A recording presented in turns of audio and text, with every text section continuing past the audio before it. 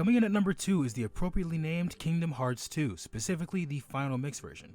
Also, fun fact, today is the 15-year anniversary for the release of Kingdom Hearts 2 in Japan, so happy anniversary KH2. This game starts you off with a prologue playing as Roxas in Twilight Town, as we spend a few days with him enjoying his time with Hayner, Pence, and Olette.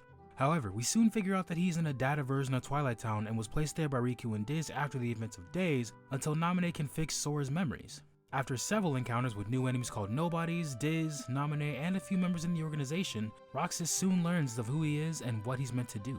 And once he makes his way to Sora, he returns the last remaining piece of Sora's memories contained within himself. Then, after Sora wakes up, you continue his journey of finding his friends alongside Donald and Goofy, going through both new and familiar Disney worlds. The three of you are tasked with finding Riku and Mickey, and Kairi too I guess, and defeating Organization 13 once and for all. Now, I'm gonna be honest, what can I say about this game that hasn't already been said? The story, while a bit lackluster at times when you're going through the Disney worlds, is still solid overall when you go through the original worlds and get to the part of the game that really gets into the overarching story.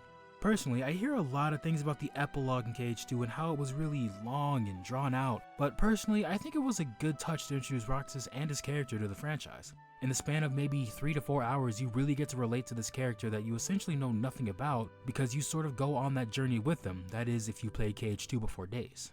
And that scene in the prologue where he's staring down Sora in the Twilight Town mansion as he says the iconic "looks like my summer vacation is over" with his theme playing in the background, and then seeing the Kingdom Hearts 2 logo come on the screen is just one of the most heart-wrenching moments in the series for me.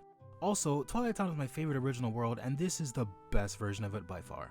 Also, the pacing in this game is really good as well because it has a really well done middle section that's clear cut when you go through Hollow Bastion and the 1000 Heartless fight, and in the endgame is one of the best in the series. Storming the castle in the world that never was, taking down org member after org member until you reach Xemnas was extremely climactic and done very well. And finally, the ending with Sora, Riku, and Kairi going back home on Destiny Islands was to me by far the most satisfying ending to a Kingdom Hearts game we've gotten yet, because honestly the series could have ended right there and I would have been fine with it.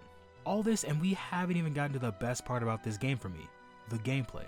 Kingdom Hearts 2 Final Mix was honestly the series at its peak, save one game which by this point I'm pretty sure you already know what it is. The combat feels very smooth and every hit you dish out feels satisfying. Comparing this to the combat from Kingdom Hearts 1 and Chain of Memories, this game is everything a sequel should be because it takes everything we knew about KH1's combat and turns it up to 11, making everything bigger and better. Then adding the drive forms as the new mechanic for the game was fun because it gives you that ace up the sleeve moment during a fight, which was amazing, and it actually was pretty balanced by costing a party member. But then again, they didn't really do much anyway, so really it just cost you an extra meat shield. Then that gameplay was really put to the test by the Sephiroth boss fight, the Data Organization, and Lingering Will, which are some of the best designed bosses in this series to play to this day. Unlike its predecessors in 1 and Chain of Memories, Kingdom Hearts 2 has aged like a fine wine and is only going to keep doing that with support from the online community, as we've gotten tons of mods that make this gameplay even more enjoyable than it already is. All in all, this game is a staple of the franchise and will continue to be so for many years, which lands it at number 2.